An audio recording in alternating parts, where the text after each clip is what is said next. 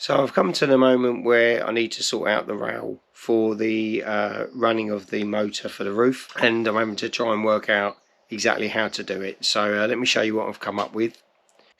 So what I've got is a length of 5x2, and I've worked out how much I need it to stick out at the back. I'm going to have to add a piece onto this. And this is the tooth rail that's going to be on the standoffs as I built on my little test jig. So it's going to be like that. So you've got this 8mm stud running all the way through the wood to the standoff, and then you've got the rail bolted on top, and that gives me the right drop for reaching the cog on the motor. I've got all my bolts there, everything ready to go, and I've got my rod. Now I'm going to have to cut all my rod to the right length studs. And what I've done is I've marked roughly where the joists will be, because obviously we can't have any studs coming out at the top of the wood where the joists are, otherwise we will have trouble affixing it to the roof. Now the only other thing I've got is I want to push the roof off as far as possible, and this is the most that I can have sticking out the wood. Actually, this is the most I can have sticking out the back of the roof before it hits the office, the warm room. So I'm taking a little bit off of that. So it's 2.9 meters. The roof is 2.5 meters. So I've got 0.4 of a meter extra here that's going to push past the back edge of the roof from the east wall. The only problem is I can't do it with a whole piece of this bar. I'm going to have to cut a piece. I have no idea how easy this is to cut. So I've got a nice new hacksaw blade. I think I'm just going to have to go at it and see what happens. But it's a very thick bit of metal. I think it's going to take a fair old bit of cutting. But we shall see how that goes. So I've kind of got my plan in place. All I need to do now is actually execute it. So I'm going to start off by cutting this bar. If that goes well, then I'll get the piece of wood to the right length, and then we can drill it and start putting the studs in. And then we got the fun of trying to line the whole thing up, but we're getting there. Working out the overhang at the front. I've got my cog here, obviously that's why the rail needs to come out past here, so that we can the cog still engaged and ready to pull the roof back on. But also I want as much overhang as possible, because then that will push the roof away as possible. Now I've measured, if I can cut that tooth, I can get a piece that's 2.88 meters long. So I'm now going to just measure that with a tape measure and see what sort of push off that gives me, and then we'll see how that looks. So to here with 2.5, so that'd be 2.38 in total. If I look at that, say, sorry, 38 in total. So that'll allow me to push the roof off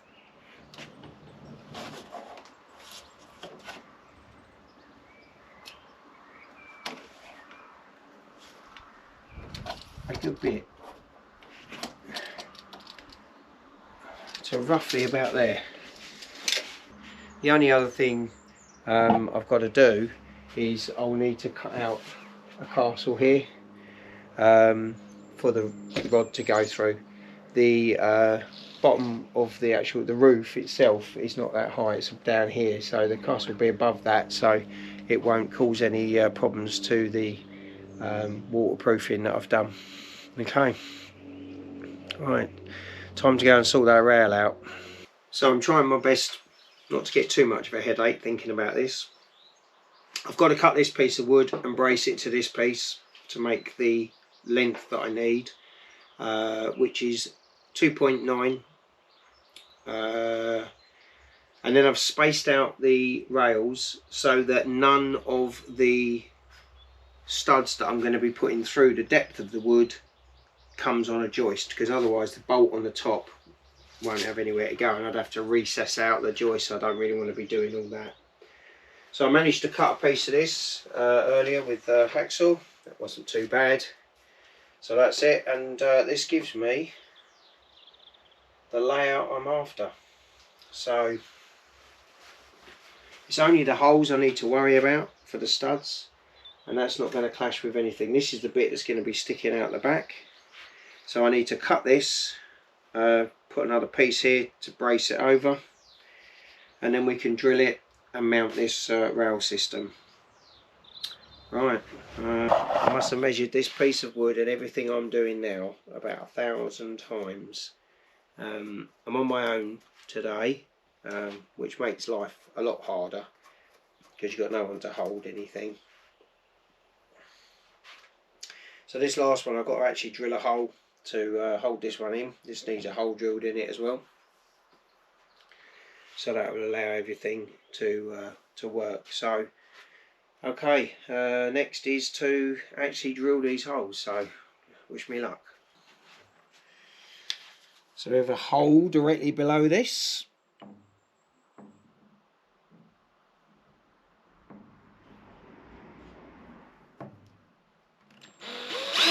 I don't know how well this is going to drill, but let's see.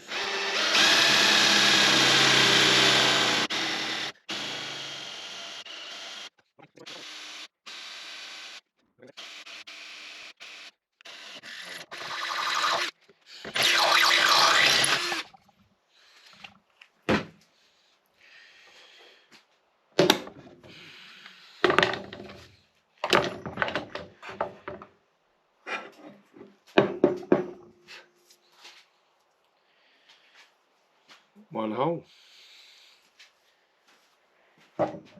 So as mentioned, all the nuts are M8, so I've got some 8mm threaded bar, which I'm going to be cutting into studs, and I bought an 8mm drill. I had to buy a longer drill so that I've got the reach to get through the piece of wood in one go.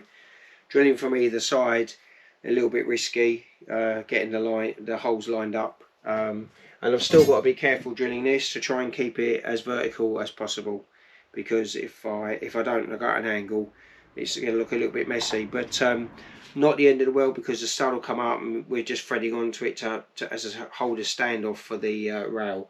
I'm looking forward to getting this working. So right, time to drill some holes.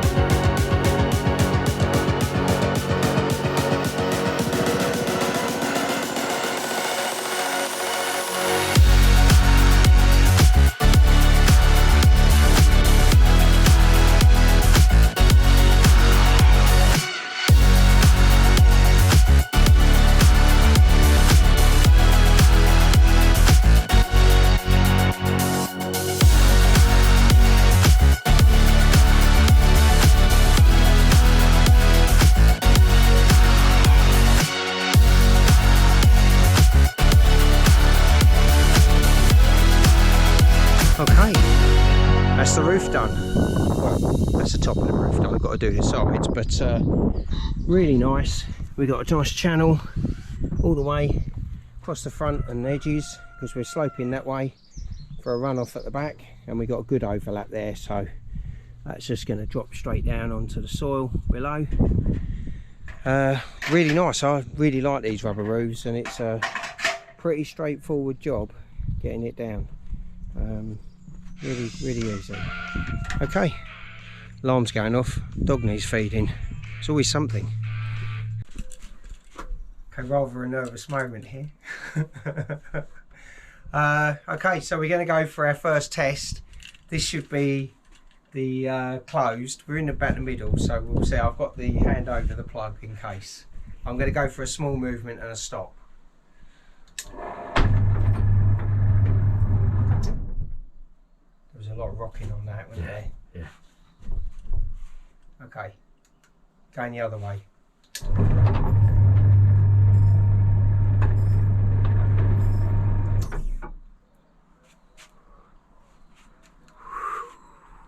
You nervous?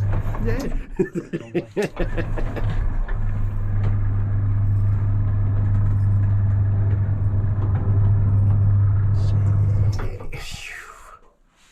What are you panicking for? Look at that. Look at that.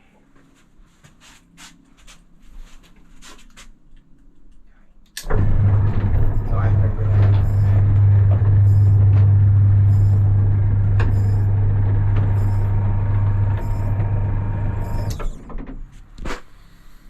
Right, okay, that's the first test. A couple of things I'm not happy about. There was a little bit too much rocking on the main wall there, so we're going to have a look at that and see what I can do about it. I've had a few ideas, so yeah, we'll have a look at that in a second. Right, okay. Okay, so on this video I want to come basically and say that it's finally, the main building is done. I'm really pleased with it. Now the roof is down, I've got a few more bits to do. I've got to tidy up the sides and that, but the roof is now waterproof and everything's working. I've obviously got lots of little things I'm going to add, but in the basics is done. It's great. I'm standing by my old Obsi, which was such a great thing that I did a few years back, a real budget build, but my God, it really does add to your hobby, and something I would highly recommend. But now I've been working, well, for a lot longer than I thought. I thought it was going to take me a little while, but not quite as long as it has. But I've now got this to show you, which is my warm room and observatory, and I am over the moon with the finish. It's come out really well. The office was fantastic purchase. It's fully insulated, does an amazing job. Concrete base was down. It's got a real good sort of base for it, and then we've got the bespoke observatory at the end there. I'm really happy with everything. Let me just show you around. I'm going to be doing a bit of landscaping here. I'll be putting a path in properly and neatening everything up. I'm going to discuss here, we've got an extra beam, and we've needed that because of the length of this wall. Basically, when the motor was starting, there was a bit of a rock going on. That beam has taken most of that away, but what I've also done is I've added a voltage regulator to the motor, and it's slowed down the start of it a lot, and that's got rid of the rest of it, so all working really well now.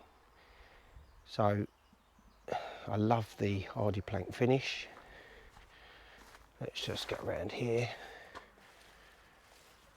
As I say, I've got a few little bits that I want to try and just neaten up, but I've got to glue all of this so it's tight, and then there's some trim that goes around the top. This is the roof that doesn't move. This is your rolling roof. And what we'll do, we'll just bring you around here and we'll do a little demonstration of the roof opening. So at the moment it's all on a button, but eventually it will be on an Arduino.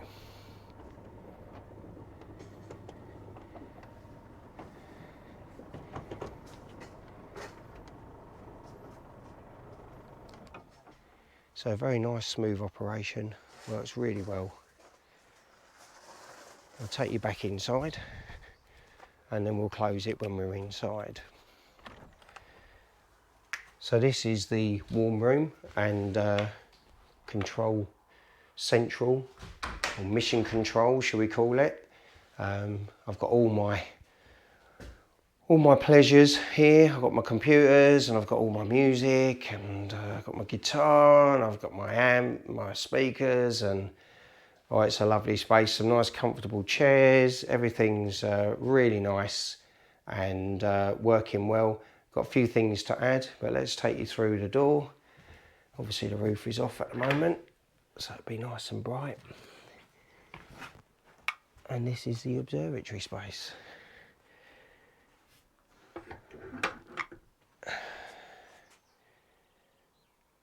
I've got some nice storage there with my scopes. Let me show you the roof closing.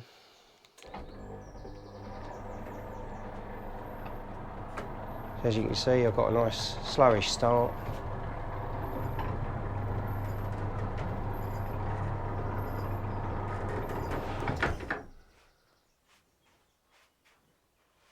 And everything is sealed up. This overlaps, so any rain that falls down falls the other side of this onto that low roof.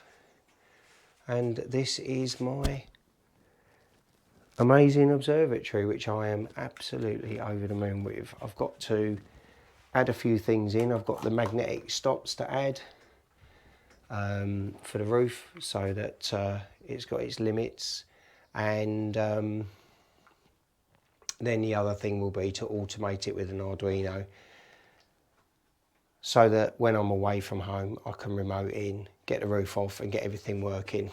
And one of the things I decided on was that this in the home position doesn't foul the roof, which is lovely. So if for some reason there's an issue with it parking, or the roof just suddenly decides to close, there won't be any damage to the scope because it doesn't come anywhere near it. So I'm really pleased with it. I'm sure there's going to be lots of little tweaks that it's going to need, but at the moment it's all working brilliantly and I'm over the moon. And I just want to say thank you ever so much to everyone for your amazing support. This has been hard work. I've thoroughly enjoyed the work, but it's taken a little bit longer than I expected it to. But you know, I've got a great sense of satisfaction from doing all the work myself. I must say, actually adding it and filming it at the same time made it a little bit more complicated and a bit longer than it should have been. But I'm really glad I was able to share it, so that if you're doing something similar, it can inspire you or give you some ideas or help you along the way. As always, if you do have any questions, please just leave them in the comments section. I'd love to get back to you. We can, you know, have a chat and sort things out. So there you go. There's my observatory. And what am I going to call it? Well, I don't know if you spotted it outside, but my wife bought me a sign at Christmas. So when we were putting the plans together for this, my wife said, oh, it's quite big. It's almost like you're building a village. And I unwrapped a sign for Christmas, which was Astrobloke's Village, which she got made up for me. And it actually fits perfectly with the colour schemes and everything. So it's already named. So I'm going to leave it as that. And it's I quite like it anyway. So that's what it's called. And I cannot wait to get back to my imaging and getting some really good data, and really sort of developing my editing and getting some more videos out of that kind of nature. I've kind of missed that really. I've been speaking to my good friend Joe Navarra from Colorado, and he's been out the loop for a little while, but he really wants to get back into stuff, so we're gonna get together, do a collaboration on something, so I'm really looking forward to doing that. Anyway, I've got lots of future plans and things in the pipeline which I can't wait to share with you, but you'll have to be patient. I need to get things sorted out, and then I'll be revealing some plans that I have. But until next time, I want to thank you all once again for your wonderful support. It really does mean a lot. But until next time, please take care, and I really want to wish you all clear skies.